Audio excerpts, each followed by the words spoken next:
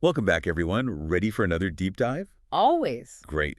Today, we're traveling back in time a bit, back to the late 1970s. Ah, the 70s. Disco balls and bell bottoms. Exactly.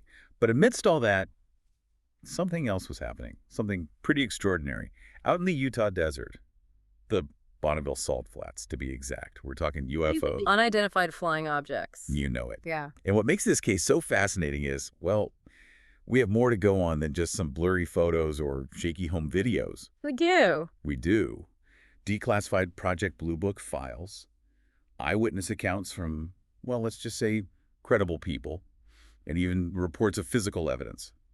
Real, tangible stuff. Now, this is interesting. Project Blue Book, as I recall, was the Air Force's official investigation into UFOs, right? It was active for a couple of decades, starting in the 50s. Yeah. So these files, these are official government documents, no doubt about it. Okay, I'm hooked. Tell me more. So at the center of all this is a guy named Roy Leighton, Right. an graduate student. And he reported multiple sightings. Multiple sightings. Right, yeah. Of what exactly? A massive spacecraft, 300 yards long, hovering over those salt flats. 300 yards. That's huge. It is. And get this, Roy, he wasn't the type to chase the spotlight. In fact, he hesitated to come forward at all, worried about, ridicule, the impact on his career. I can understand that. Yeah. Who wants to be labeled a. Exactly. But this experience, it shook him. He felt he had to report it. So he tells his story. What happens then? Well, it gets even more interesting. His mentor, Professor Fiedler from the Hollenbeck Institute of Technology, he backed Roy up, confirmed his story. So this wasn't just some student's, wild imagination. A respected academic was vouching for these sightings. Right. Professor Fiedler even expressed concern for Roy, worried these events could have, a lasting impact on his future. Really speaks volumes about the weight of this whole thing. It does. So what did the Air Force make of all this? Well, enter Project Blue Book. Yeah. 2 investigators were assigned to the case, Captain Ben Ryan and Sergeant Harry Fitz. And their reports, they're a mix of skepticism and, well, open-mindedness. Skepticism is understandable. But open-mindedness, I like that. Yeah. They went in with a healthy dose of doubt, that's for sure. But they were willing to follow the evidence wherever it led. And where did it lead? Some pretty compelling findings. They found disturbed soil at the site. Boulders seemingly moved. And get this, traces of diesel fuel. Diesel fuel. Out in the salt flats. Yep. Someone's imagination wasn't running wild here. There were tangible signs, physical evidence that something had happened, something out of the ordinary. Diesel fuel is pretty specific, though. That's not something you just find out there, is it? Definitely not. Raises more questions than answers, that's for sure. So I've got disturbed earth, moved rocks, diesel fuel. What else? Well, then things take a bit of a turn. Enter Fred Paisley, another student, academic rival of Roy's. Oh, this is getting good. A little academic rivalry thrown in for good measure. It does add a layer, right? The investigators, they actually looked into Paisley. Thought maybe he was trying to, sabotage Roy's research somehow, discredit him. I mean, it's possible. Academia can be cutthroat. What did they find? Nothing concrete. They grilled him pretty good, but no real evidence to link him to anything shady. So Paisley's out of the picture. Seems like it.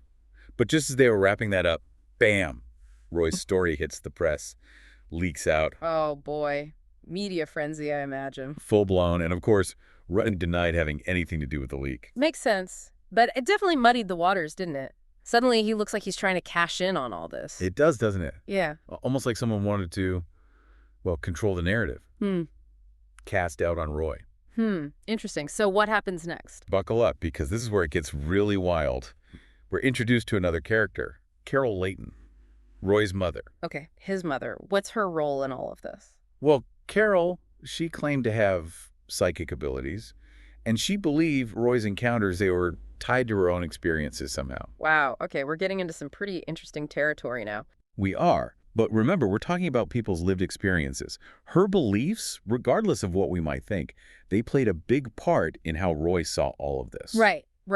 So we've got Roy, the professor, the rival, the mom. Quite a cast of characters. Anyone else? One more. A crucial one, actually. Kim Booth, Roy's girlfriend at the time. His girlfriend. Okay, and she plays a big role, how? Huge. See, Kim, she wasn't just some passive observer. She was there. She saw the changes in Roy after the sightings, the fear, the anxiety, this, obsession with understanding what he'd seen. So she's backing up his claims, adding to his credibility. More than that. She had her own She experience. did. What happened? Not the craft itself, but she described this intense energy, a presence, near the sighting location. Left her feeling shaken, disoriented. So it wasn't just Roy. This, whatever it was, it affected someone else, too. Someone who was, let's face it, probably skeptical at first. And then there's this. The tape recording? A recording of what? Kim, smart woman, she recorded the sounds. Strange, otherworldly sounds she heard during one of the sightings. This is getting good. Did the investigators hear this recording? They did. She handed it over.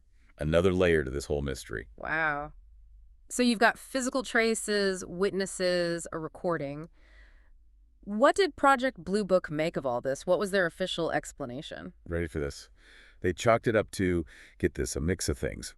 Misidentified earth-moving equipment, train reflections warped by the atmosphere, and, oh yeah, the diesel fuel. That was just left over from some old construction. Earth-moving equipment, train reflections, leftover diesel. Come on, that's a bit of a stretch, isn't it? It does seem like they were trying to, well, make the evidence fit their conclusion, doesn't it? It does. But didn't you say earlier that the investigators were somewhat open-minded? They were. And here's the thing. Even they seemed to, well, acknowledge the holes in their own explanations.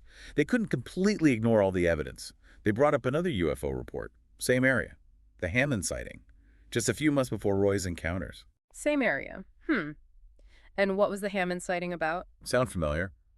A huge, elongated craft just hanging there silently over the salt flats. Wow. So it wasn't just a one-off thing. Multiple reports, same location, similar descriptions. That's hard to ignore. It is. Makes you think, right? If there were just isolated incidents, easily explained away, why so many reports, why the consistent details, Right. why the same area. Exactly. It suggests, well, maybe something else is going on here, something we can't quite explain with our, conventional thinking. And maybe that's why, even though Project Blue Book tried to rationalize it all, there's this feeling, reading through those files, that even they weren't totally sold on their own conclusions. Like they knew there was more to it than they could officially admit. It's a fascinating case, isn't it? Leaves us with a lot of unanswered questions. If earth-moving equipment and train reflections weren't the answer, what was?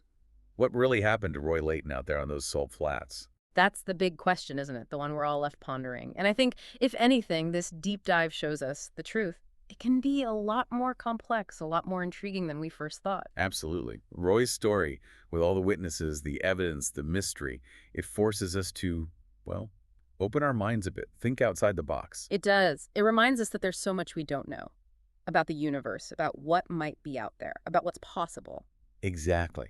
And these government files, they're full of cases like this. Cases that make us question, make us dig deeper, make us wonder. It's a good reminder to never stop questioning, to always be curious, and to, well, embrace the possibility that there's more out there than meets the eye. The truth is, here.